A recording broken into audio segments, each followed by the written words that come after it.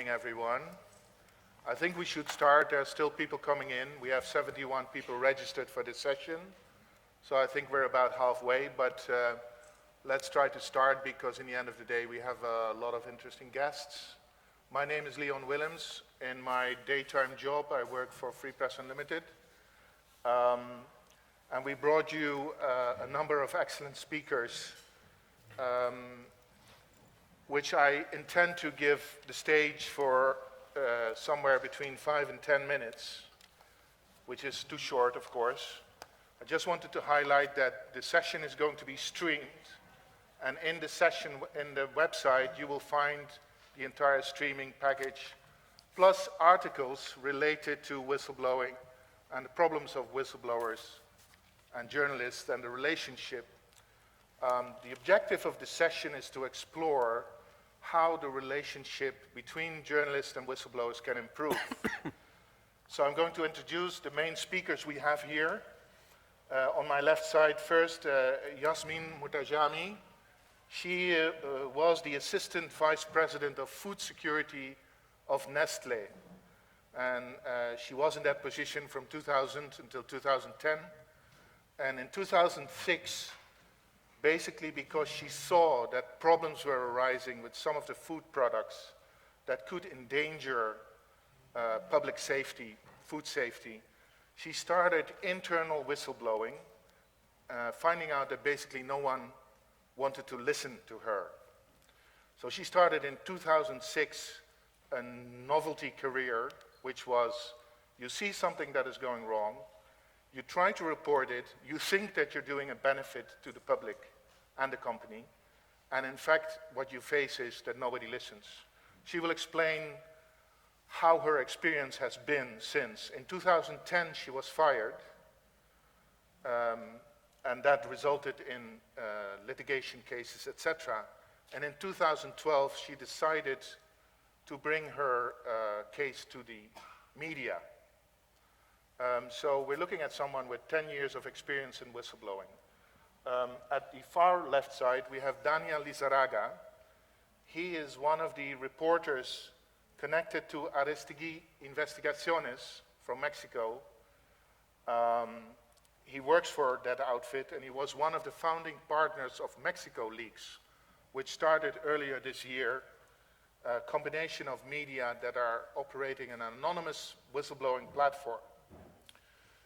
Recent publications of Mexico Leaks include the president of Mexico going to a Brussels hotel for one night and spending 50,000 euros for that night in the hotel, which was the result of an anonymous leak on Mexico Leaks. He will tell more about it. One of the important things is that when Carmen Aristegui, the head of Investigative, announced in her radio show on MVS in Mexico that she was working with Mexico Leaks, she was fired by the management of MVS Radio, and since then there's a mess regarding that. In the middle you'll find Anna Myers. Anna and I teamed up for the first time a year and a half ago to organize a conference on whistleblowing and the problematic relationship between source protection, journalism seeking for the truth. And so I'm very glad that she's here. She has 15 years of experience in the world of whistleblowing.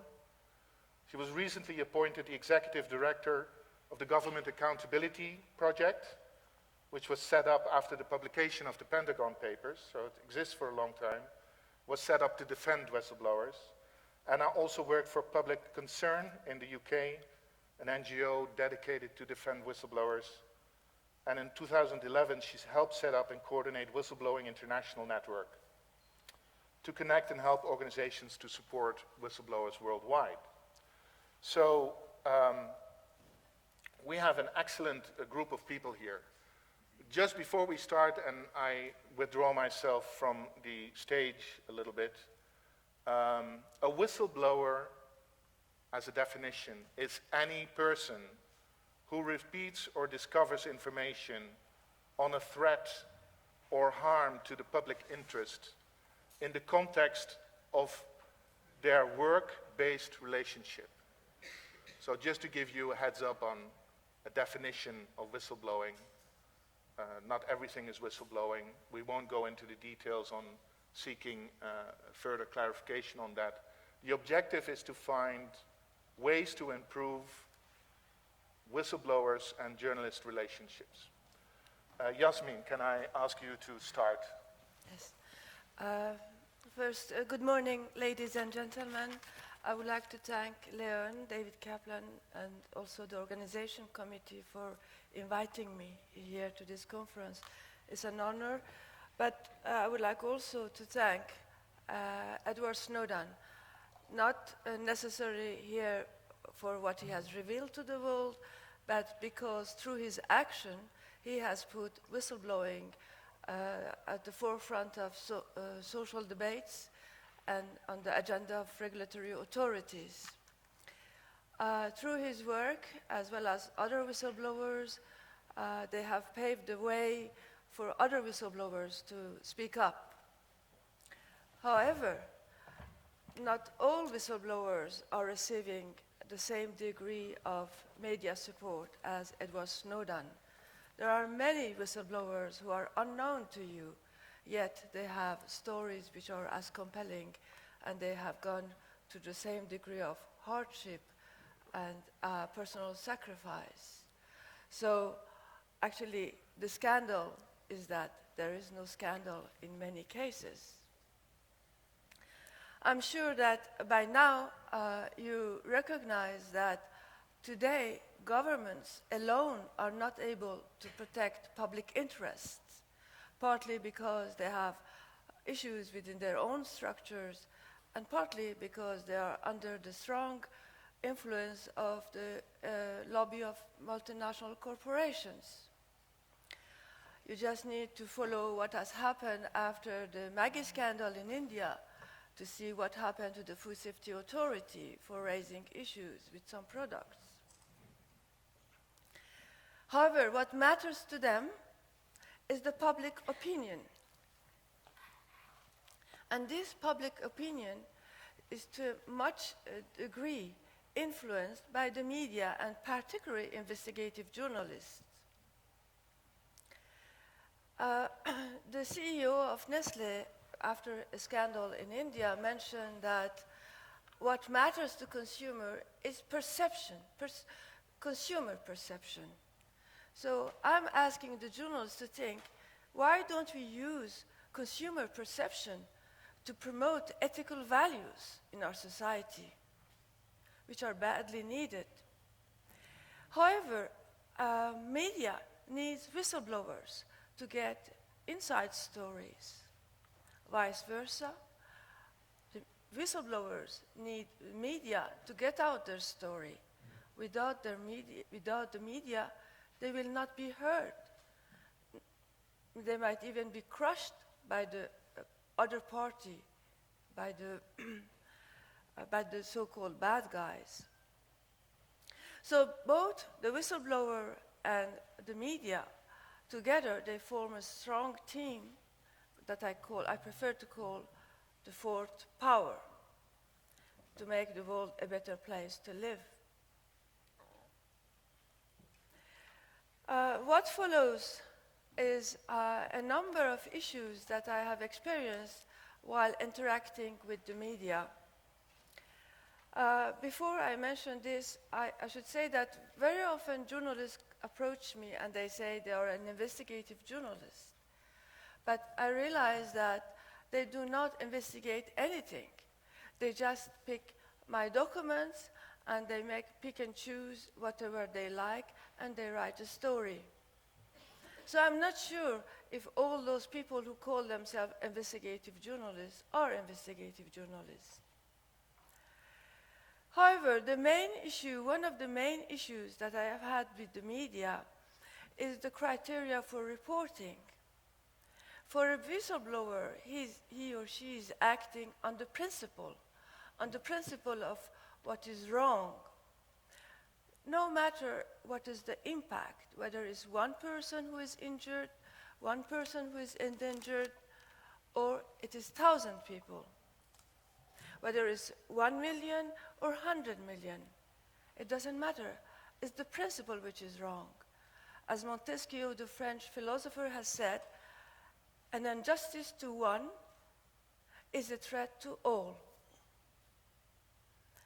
However, when I come to the journalists, they are looking for a juicy story with a spectacular impact. If there is no dead bodies, if there are no thousands of injuries or millions of money lost, the story is not compelling. Then there is the focus. The journalists, as I have experienced, they are often focusing on the messenger rather than focusing on the message, on the cause, in investigating the cause, asking critical questions, asking questions from the authorities, from the professional associations. No, they put the whistleblower on the spotlight, while the whistleblower has not, true whistleblowers are not blowing the whistle for becoming a celebrity. They are doing it for a cause. In other words, I am pointing to the moon and they are looking at my finger. The third point is the issue of follow-up. A whistleblower is hoping that the journalists follow up on the issue until the case is resolved, until there is an impact, there is a change in the society. While the journalists think that once they have written their story, then the job is finished. While the story is not finished for the whistleblower, and perhaps the case is not addressed at all. Then there is the issue of risk, because the whistleblower is taking all the risk. The risk of by blowing the whistle will never find a job, the risk of being sued by the other party, the risk of being even murdered. There are whistleblowers, for instance, in China, after denouncing the case of melamine, they were murdered. But the journalist is not taking that much risk. And then there is the issue of burden of the proof. The journalists are expecting that the whistleblower is bringing a file, well-documented file, and they are looking for evidence for every single word that he or she is uttering. While when they go and interview the other party, the wrongdoer, they just publish their statement without any proof. In my case, they have even published the statement of the other side when they had the proof of the contrary. Then there's the issue of communication. The whistleblower is going through a lot of hardship to communicate with the journalist, to report on his findings, to meet what? Silence. They don't even get a reply that we have received your mail, but we are not interested. Worse, some cases, they ask for the documents, they get their story, they come and interview, they take their time, but they don't report. And they don't even explain why they are not reporting. The silence that the society through the media is showing to the whistleblowers is the worst thing that you can do to a whistleblower. This is what he has been experiencing in his own organization. Basically, they are behaving like the same organization that they are denouncing. Finally, is the issue of the dilemma of credibility. Because at the point that the whistleblower is going to denounce a case, he has two ways to go. Either report internally with the risk of being harassed, discredited, and finally fired, or to leave the work, like Snowden did, and report externally, and then there is the risk of being called a traitor. Whatever the case, he or she is losing her credibility. As a consequence, the journalists do not believe him. What I want to say is that at the point that the person, an employee, is trying to decide whether he's going to become a whistleblower or not, he needs to know whether he can count on the media, on the journalist. That is essential. Thank you. Thank you. Thank you. That is actually a very thorough summing up of some of the issues related to the problematic relation between journalists and whistleblowers. Yesterday, when I was talking to Yasmin, she was saying, you know, the thing is that a lot of whistleblowers who want to become a whistleblower ask me for advice. And I hate to say this, but in many cases, I'm advising people not to become a whistleblower. And that shows the depth of the dilemma. If the media depend on whistleblowers, and whistleblowers themselves find the experience not gratifying, then what are we doing? So how can we improve the duty of care? I now move to Daniel Lizarraga. I'm asking Gabriela Matuli. Daniel will give his address in Spanish, and Gabriela will try to translate this to the best of her ability, which is quite fast. So bear with us. He's going to explain some of the things that happened in Mexico and are providing the context on how journalists in difficult situations are dealing with whistleblowers. Daniel. Okay. Muchas gracias por estar aquí. Estoy muy contento por la invitación. Thanks everybody for being here. I'm very happy for the invitation. Las condiciones en México para ejercer el periodismo en este momento son complicadas. Being a journalist in Mexico at this time, it's very complicated. La primera son los asesinatos, las desapariciones y las agresiones contra los reporteros y los medios. He will mention 3 reasons. The first reason is the murders and disappearances and the attacks against journalists and media organizations. Solo por un ejemplo, del año 2010 al día de hoy se han registrado a unos 97 asesinatos contra periodistas o trabajadores de medios. For example, since 2010 till now, there has been 97 murders against journalists or people that work in the media for reasons related to their work. Del 2005 al día de hoy hay documentados alrededor de 22 periodistas desaparecidos. Since 2005, there has been documented that there are 22 journalists that are missing, are disappeared. Esto ha provocado que la gente que puede dar información se autocensure para proteger su vida. What's happening now is that people are exercising self-censorship because they are afraid of their lives. La gente tiene miedo también de acercarse a los medios. And people are even afraid to be close to a journalist. La segunda razón está relacionada con la publicidad oficial. The second reason is related to the advertisement that is paid by the government. La gran mayoría de los medios en México están controlados por la publicidad del gobierno. Most of Mexican media now it's controlled by this money that the government is spending on official advertisement. Por ejemplo, hace unos días, 5 o 6 periódicos editados en la Ciudad de México publican las mismas notas con el mismo titular favoreciendo al presidente. As an example, as a funny example, there has been 5 or 6 newspapers in Mexico City that they published the exactly same story with almost the same headline. Esto ha provocado que la gente vea con desconfianza a la prensa por eso.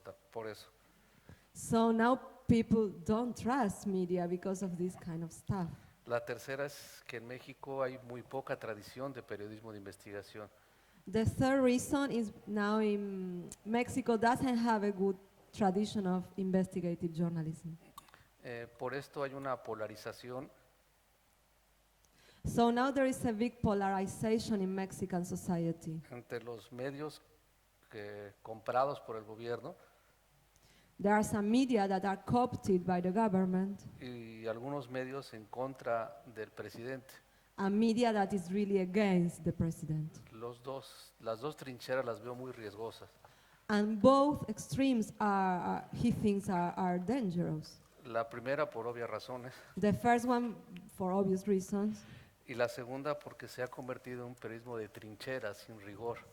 and the second one because a journalist becomes an activist and it's not thorough enough. Eh, en este ambiente llegó a México la plataforma llamada México Leaks. And in this situation is where there is a new platform in Mexico called Mexico Leaks. A través de ella la gente puede hacer denuncias anónimas sin ponerse en riesgo. And now people can leak information without putting their life in risk and keeping anonymity. Y pueden entregar documentos secretos a un grupo de reporteros sin que se conozca su identidad. And they can send documents to a group of journalists, again, anonymously. No tienen contacto con los periodistas. Never in contact with journalists. Esto es una alternativa para poder eliminar el miedo entre la gente. And this is an alternative to try to overcome fear among the citizens. A esta plataforma están asociados medios que sí tienen libertad para publicar en México.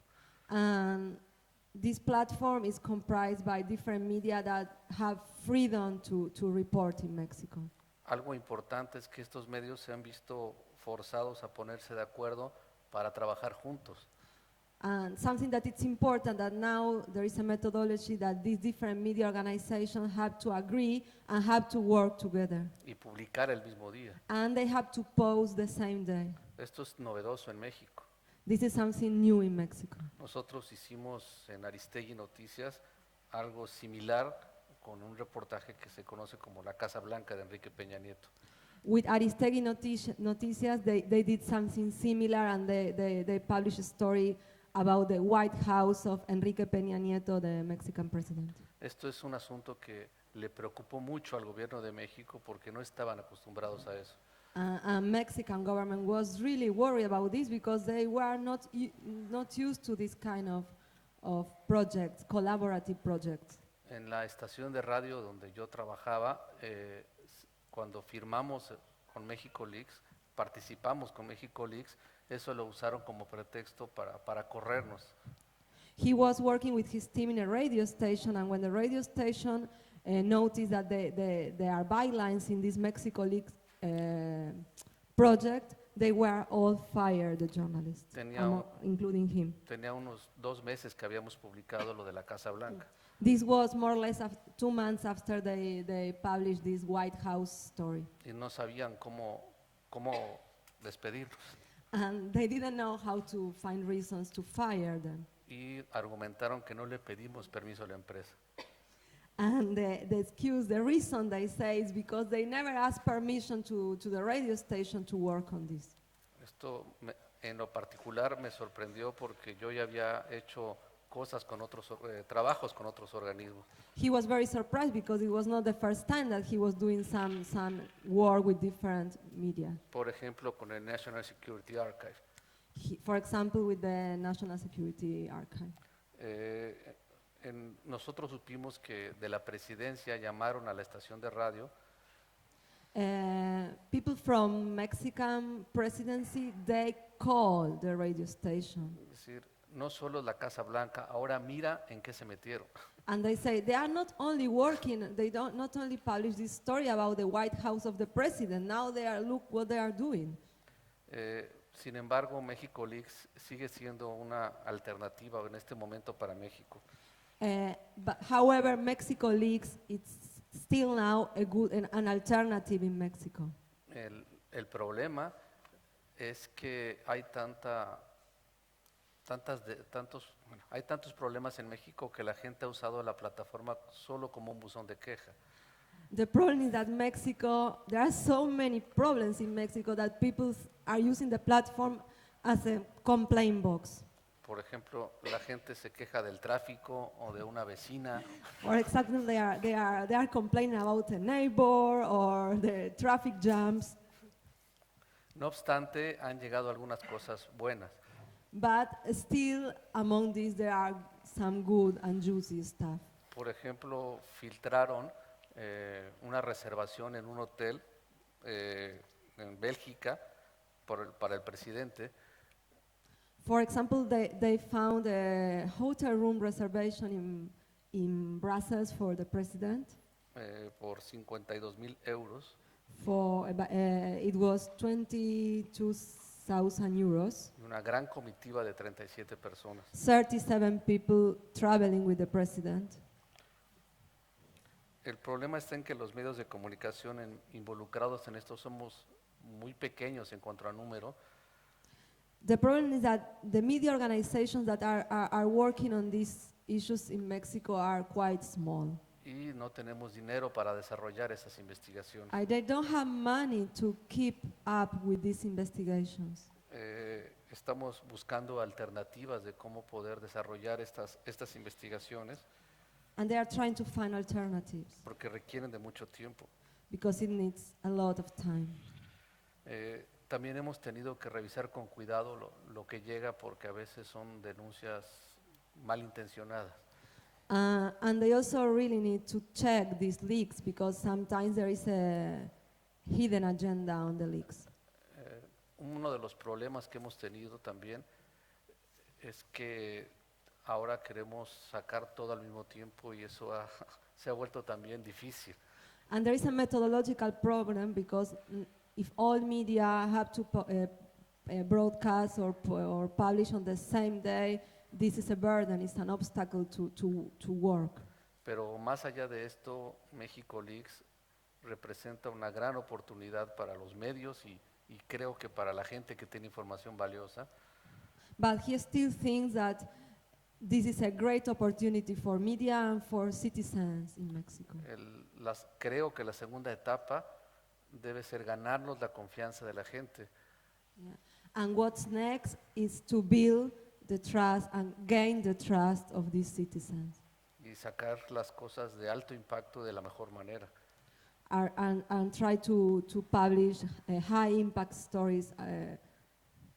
Y dejar a un lado los soplos de gente que solo busca golpear al adversario. Yeah. And try to avoid these leaks that are really with a hidden agenda or by activists and not really good leaks. Yeah. Thank you. Thank you, Daniel. Thank you. So, Mexico League started earlier this year, around February, I think. Around, And you had about 1,000 documents, around 200 cases that were uploaded yes. in the first 3-4 weeks. Yes. So it shows you that there is a huge potential of people who have information about malpractice. But the reality of the Mexico League's experience, as you are saying, is that you don't have enough people to investigate all this, and that it's very difficult to distinguish the important cases from spam, basically, which makes it very cumbersome. So that is a perspective from journalists who are trying to solve the problems of losing the trust of the audience and trying to support whistleblowing. Anna, you are like the world's biggest expert on whistleblowing because of your sheer experience and length of time that you devoted to this issue. Mm-hmm. So how do you make sense of this all? Because it seems that there is a almost symbiotic relationship needed and that it could really lead to a lot of impact. Yeah. But what is your take on how to avoid these problems and improve? Yeah. Well, I have the great honor of having been recently appointed to one of the longest and oldest whistleblowing protection organizations in the world, the Government Accountability Project. And the depth and breadth of experience that they have, for me, is just incredible. This is not a new issue. It was set up in 1977, post-Pentagon. The papers released, and all of the very strong mistrust of government and concerns about what was happening In 1993, Public Concern at Work was set up in London, and the people who set that up came at it from a consumer protection point of view. So I think as I talk, some of the things that have already been said in this room, I hope that you will see the connections. Both organizations are strangely not really well known by journalists, and they're not even well known, but they're always discovered by people. They don't have a public face because the whistleblowing issues is the reason they exist, the public interest. I don't believe that there is a group of people that you can look at and identify as whistleblowers. They exist, and they are usually the most reluctant people in the world that come forward because they think they've been doing their jobs. And the shock and trauma of becoming whistleblowers just because they've hit that wall of power, and the power in this circumstance has hit back. And even what was just said by Danielle about the experiences of investigative journalists who are finding their investigative feet and how they are being attacked sounds very similar to how whistleblowers have been being attacked in their workplaces for a long, long time.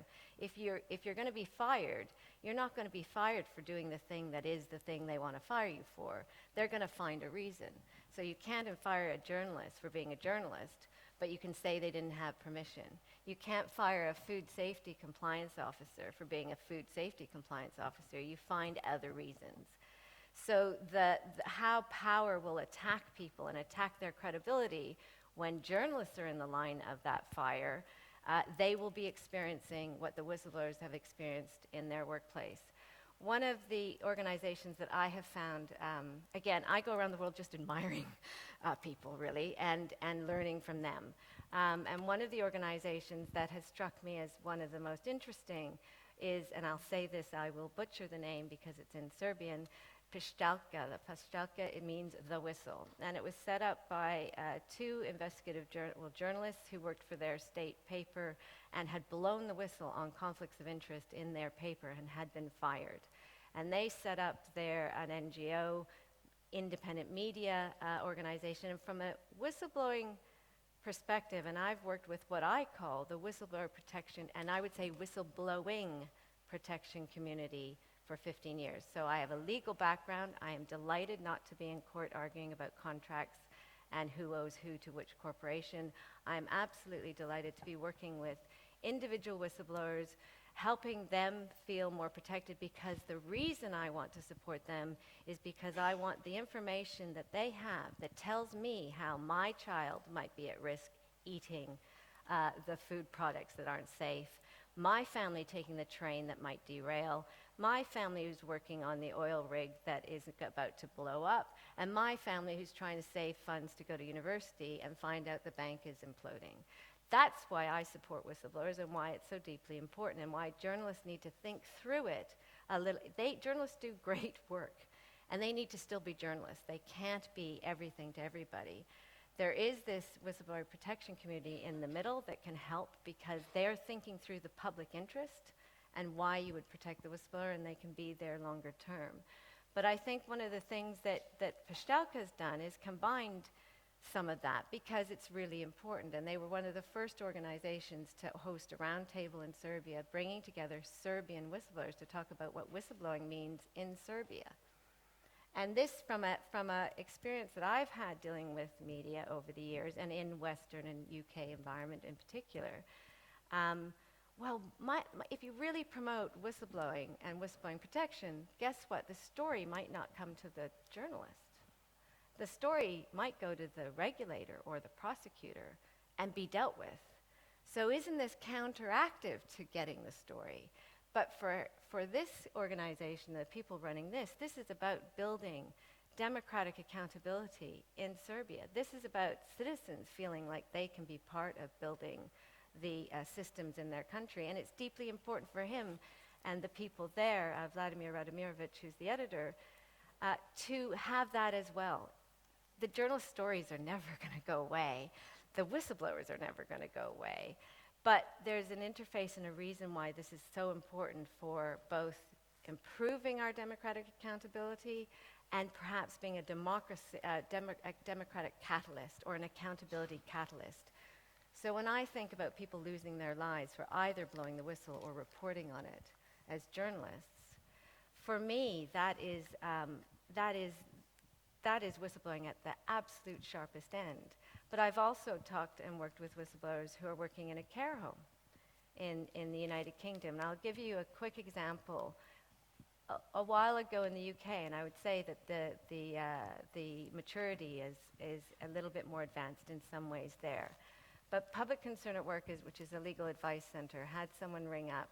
She worked in a care home, and she found out that the care owner, who was a very well-respected, this is a small town, maybe this will resonate with some of you, this was someone who owned the care home, who was very well-respected, had been on the city council, had been probably Santa Claus in his local community centers, and was somebody that had some money and was part of the community.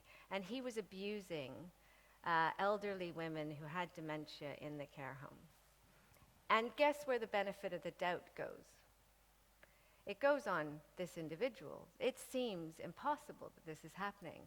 And the care assistant found that there was semen on the elderly women's clothing, and she called Public Concern at Work, and at the time we couldn't do anything right then and there.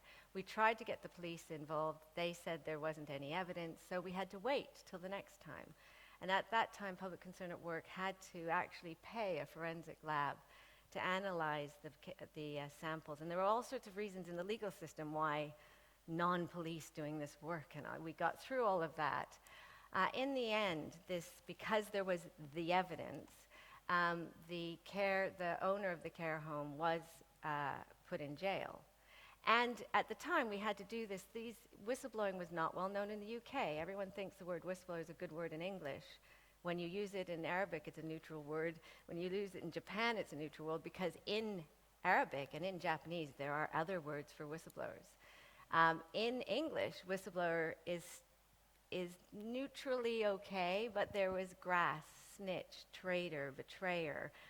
Those are all the words we know, and they're in all of our languages. And when we went to the media with this story, they went, "Oh, she's not a whistleblower." And it just takes your breath away, because she kept her job. And I remember doing the ironing when I first started. I was at Public Concern at Work. I thought, I found this issue is so amazing, and this was why I did law. I don't remember knowing that when I started law, but this is why I did law.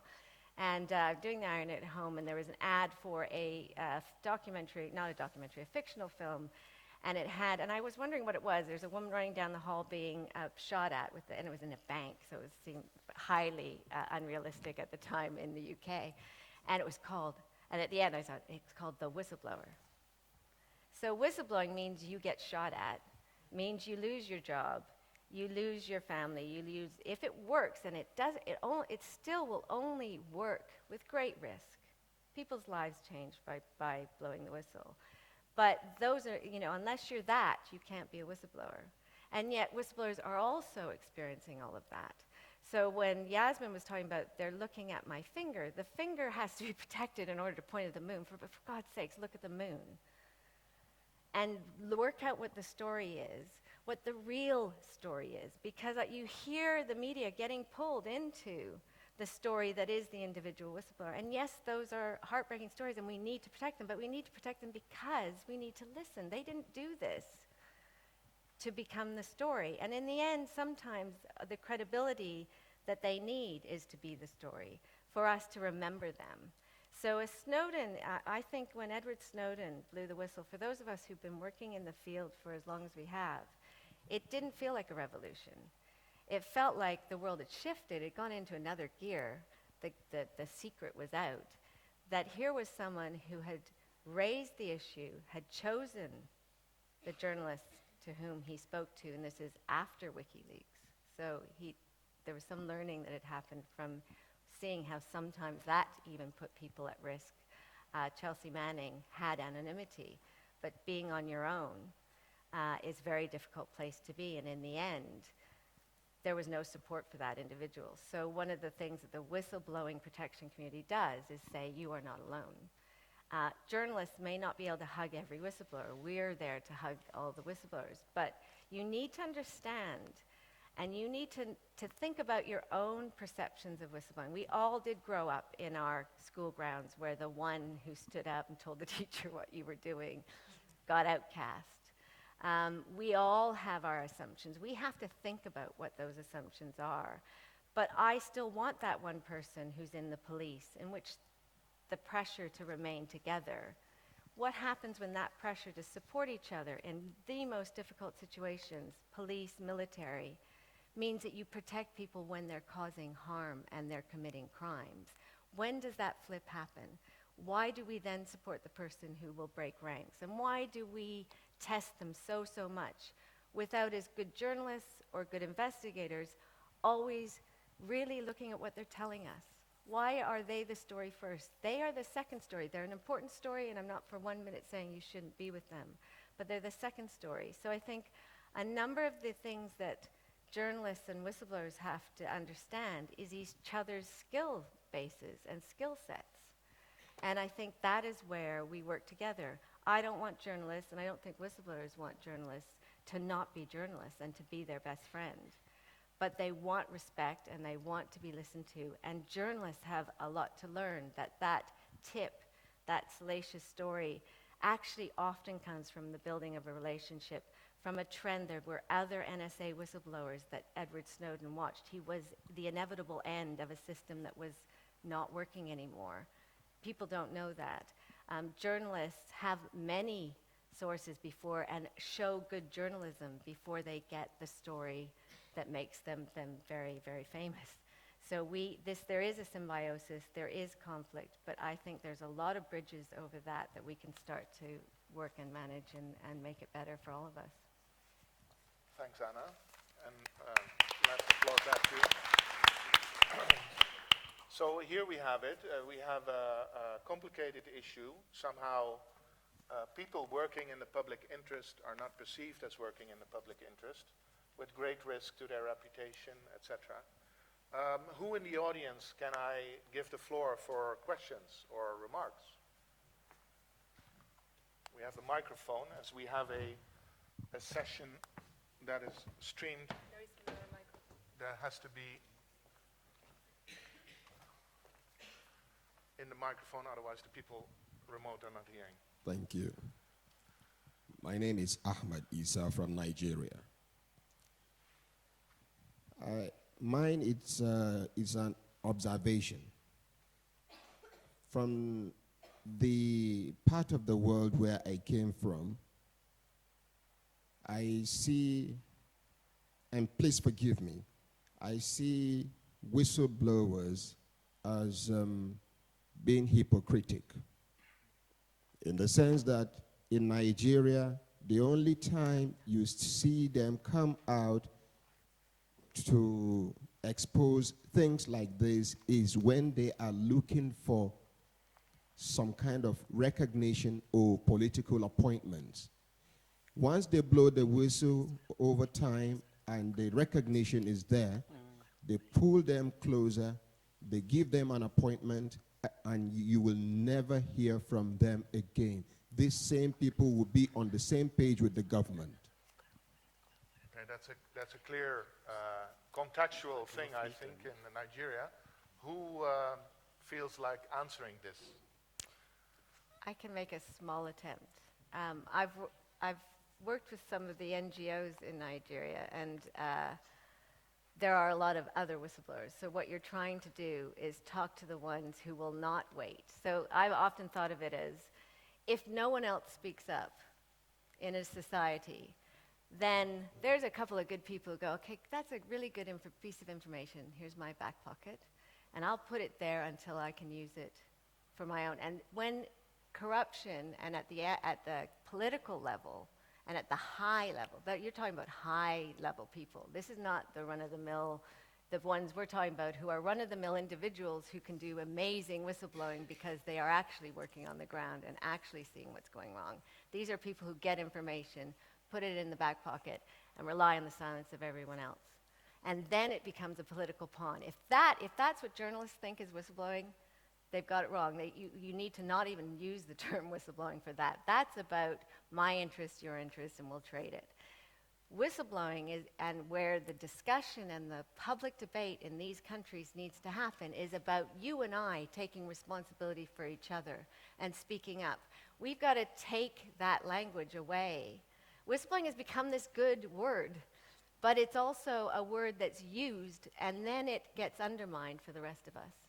So in a Nigerian context, in lots of contexts where the anti-corruption agendas come in from high up and then everyone uses these agendas, whether it's, and you will know this in media, to control information and to use it for their own ends, we have to grab that right back. So it is journalists understanding that there's a difference and not being sucked in and using that language to support the view that it's those people because the rest of the people in Nigeria then say whistleblowing is not for us. Thank you. Very good. Any other questions? How many people here are journalists who have experience with whistleblowers? Can I have their hands? So do you recognize any of this? Okay. Question here, and then Patrick. I have a question for Yasmin, please. I'm just interested to know, in the whole process that you went through, what things and encounters and organizations that you had to deal with were most supportive to you in the process? In other words, if you had to make recommendations about how whistleblowers could be supported, what would you be saying now to us? How can they be better protected is my question, and based on your experience. Okay, actually you have asked several questions. On my pathway, I have written to many, many NGOs. And I can say that I basically received support only from two NGOs that I know. One is the director is sitting here, Win, to whom I'm extremely grateful, and partly I'm here thanks to Leon, but also thanks to Anna. And another NGO who also gave me a chance to participate in some of human rights festivals, etc. But most of the NGOs and even unions, they did not respond to me. Society has also been as silent as the employer who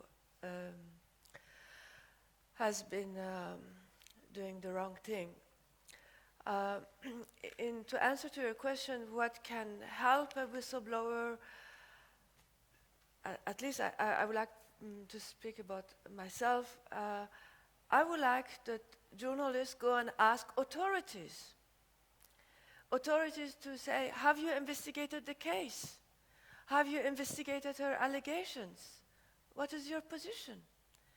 Because what has happened is that I made allegations about malpractice in the area of food safety management, which eventually led to also some incidents, but I blew the whistle before the incidents, and the company did nothing. Then I reported to authorities. Authorities also, they didn't want to hear. I am shocked. Yet I was the head of food safety in the biggest food company in the world, the company who is making the policy of the world in the area of food and nutrition. How is this possible that nobody is interested to know what were my allegations and findings?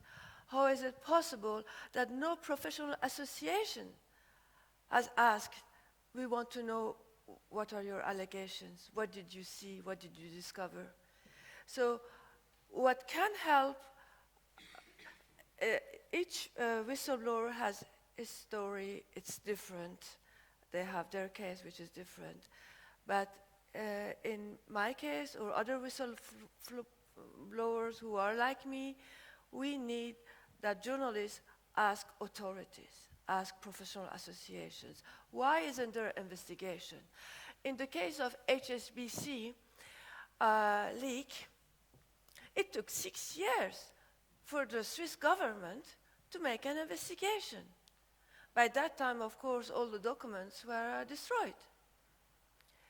So I know that there are malpractice everywhere, in all banks, all companies, and everywhere. The problem is not the malpractice. The problem is that when the whistleblower report internally or report externally to the authorities, they do nothing. That's where the problem is. Can I just add, this, for all of us working in this field, and I know that you as well will know this is about accountability. Whistleblowers show you where the accountability mechanism is either not working, and sometimes very deliberately, or it hasn't been set up yet. So if you look at Snowden's disclosure, I think what he's telling us is we haven't worked out what the limits are, and all the rules have been broken or haven't been put in place, and it's an opportunity to prevent more. So in many cases, it's not the isolated case of malpractice, but there's a systemic issue behind that in many cases, and I think you as journalists will recognize that in many cases, the systemic issues don't get really addressed. In many cases because journalists don't have enough time or resources. In other cases because whistleblowers are being victimized and they withdraw. So these are the issues. I think Patrick had a question. Yes, thank you. Patrick Butler with the International Center for Journalists. My question is for Danielle. Tell us a little bit more, because in the case of MexiLeaks, you're getting information anonymously, and you don't really know who the source of it is, which can be very difficult because, as you said, you don't know their motivations necessarily. Tell us a little bit about how you investigate and verify the information that you're getting on MexicoLeaks.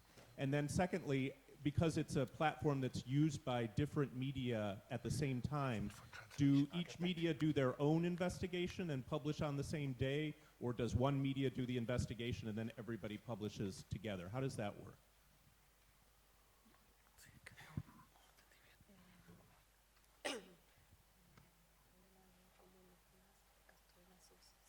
So I beg your patience for the translation. Sorry. Ya. La verificación de la información ha sido lo más complicado. How to verify information has been the most complicated issue so far. La primera regla que pusimos es efectivamente tratar de identificar si lo que nos han enviado es un documento verídico o no lo es. The first rule is try to find if this document is real or is not. Y eso es lo que nos ha postergado algunas investigaciones. And that's why they need more time for some investigations. En ese sentido tenemos 4 o 5 investigaciones abiertas desde hace meses. So they have like 4 or 5 investigations open now and for months. Y algunas otras hemos descubierto que no era cierto. And a few investigations, they discovered that the documents were not real or not true. Ponernos de acuerdo para publicar todos también ha sido muy difícil. And it's also very difficult to find an agreement with the different media organizations to publish together. Pero lo que hacemos, la primera alternativa es que cada medio aporta un reportero. The first alternative is that each media organization gives a journalist. Y ese pequeño grupo desarrolla la investigación al mismo tiempo. And there is a small team of journalists from different media that work at the same time and work together. Y la idea es que salgan al mismo tiempo. And this story can be published at the same time. Same story. The exactly same story. La segunda alternativa The second alternative es que cada quien tome el documento por separado is that each of them they take the documents separately, cada medio hace su propia investigación and each media they investigate on their own, y solo se fija la misma fecha de publicación. and they just agree on the same day to publish whatever each media Ese es el found. primer acuerdo. Those were the 2 alternatives. Yeah. So maybe just to give some background on MexicoLeaks, because journalists get singled out if they publish on their own and they have exposed to a lot of additional risk. The decision was made in MexicoLeaks to work jointly in solidarity so that no one could be singled out. But this proves to be also a challenge for speed of investigation and publication, which then again has a negative impact on whistleblowers who've loaded their documents up and are not seeing a response from the journalists. So it's a problematic, let's say, balance that Mexico Leaks is trying to work on. We have a question here. All right, my name is Ike Ezugo. I am from Nigeria. I work with an NGO called Brekete Family, which the person by my side is the founder and the president of the Brekete Family. About 90% of what we do is investigative journalism with a focus on corruption, human rights abuses, and social justice, administrative injustices. Now, what I'm looking at is this, about 70%, why I'm talking is to share experience, because we were asked if anyone have had experience working with whistleblowers. That's what I want to do. About 70 or 80% of the investigative journalism issues we have handled originated from whistleblowers. They provided the lead. But the major challenge we have is that most of the times they give you half and half information. Either they are afraid of the risk they want to run. When you want to follow up, because we don't just run stories because we get lead, we also want to get to the bottom, to the details, so that we can be able to make presentations that will bring conclusive results. You will discover that a lot of them pulls back, either for the fear of being exposed or for the risk they are running. I am looking at how we can be able to strengthen trust between the investigative journalist and the whistleblowers. Because except when we build a stronger level of trust, we might not be able to get much. If you get information that is not sufficient, and then the person who started that, or the whistleblower, also is in position to have much more details than any other person. And it's easier to get from him. But when he chickens out in the middle of the investigation because he wants to protect himself or because he's not sure you can protect him, it becomes a bit dicey.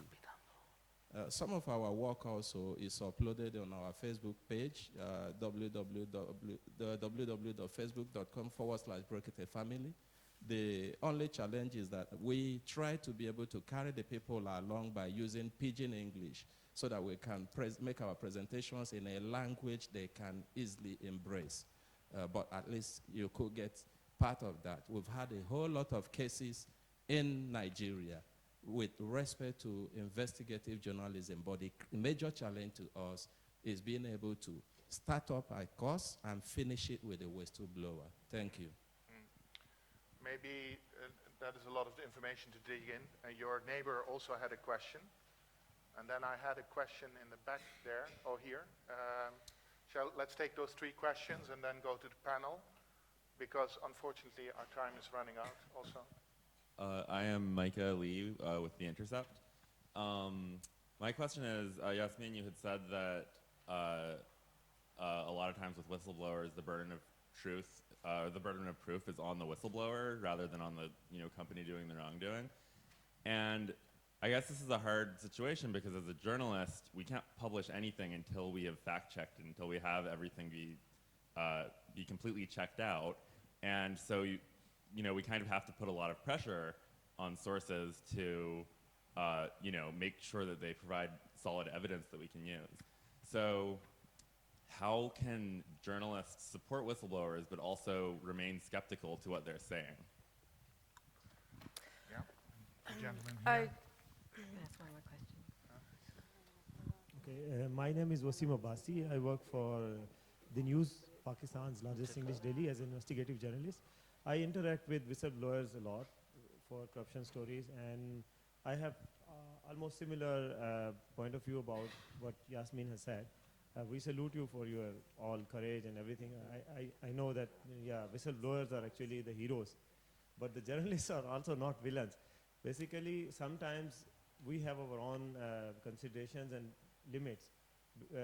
We need really the evidence so that we can filter out information that is agenda-based and what is genuine information out of the love for community and for responsibility and duty towards community. So it is our limitation sometimes that we have to recheck the details and we need some documents. And on the part of employers and the bad guys, because they are open and they can actually they can be responsible for their statements. Whatever they say, we have to publish. But whatever whistleblower is saying is something damaging and it has implications. So we have to double check and we have to be absolutely sure to actually disseminate that information. So we are sorry for that. Yeah. So here's the dilemma, I think, that it's very interesting also to see, and this is a mechanism, and then I'll ask the panel to comment on this. The journalists focus on the veracity of the issue, and that's okay. The whistleblower is saying, look, this is my life I'm putting on the line, and where is my protection, and where is the duty of care?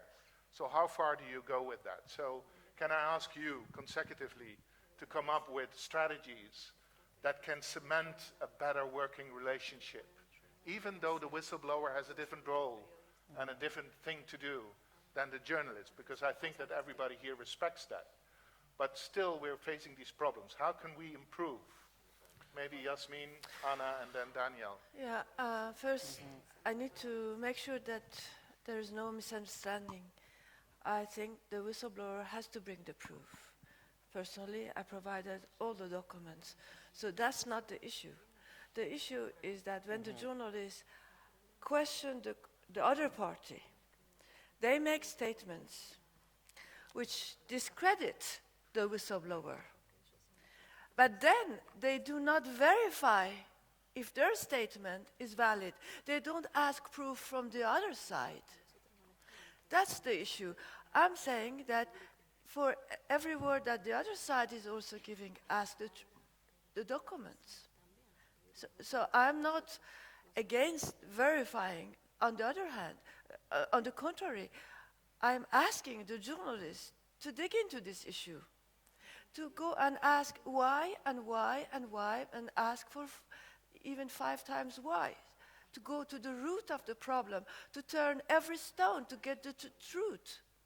That's what I'm asking, but not just bluntly publish the declaration of the company and then which is discrediting the whistleblowers, because what the bad guys are doing is to discredit whistleblowers. That's the first strategy.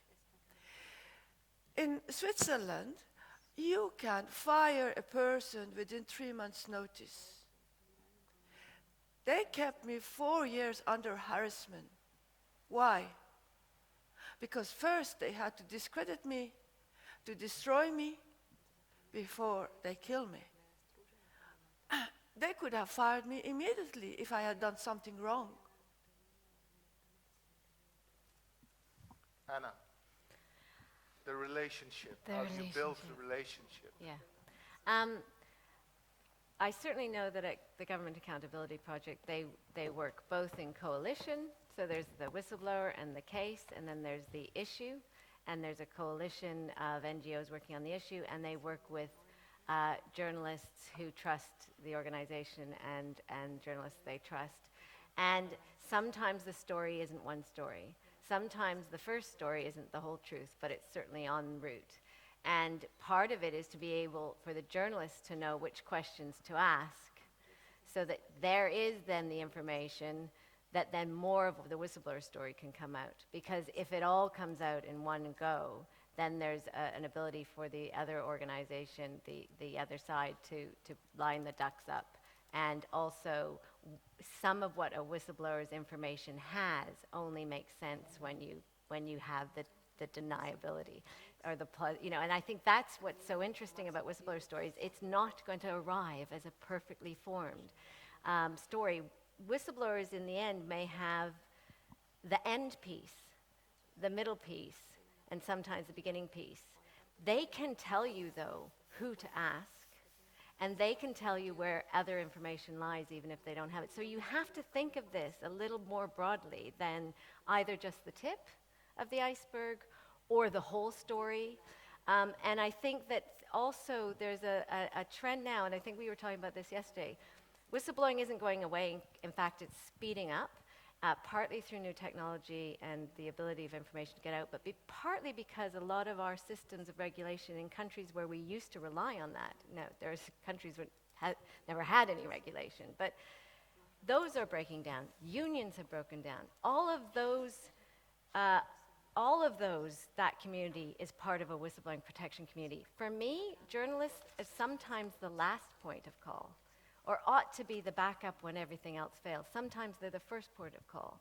But you're not the only bit of protection.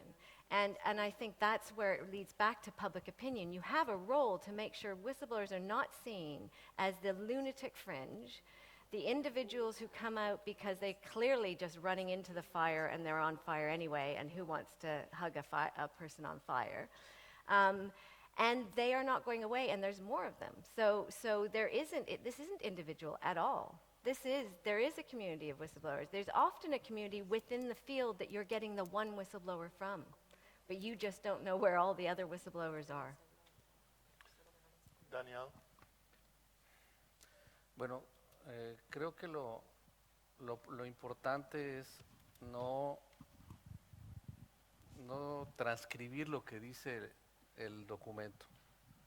So the important thing is not to transcribe what the document says. Lo importante es qué le podemos aportar los periodistas o qué podemos hacer a partir de la información que llega.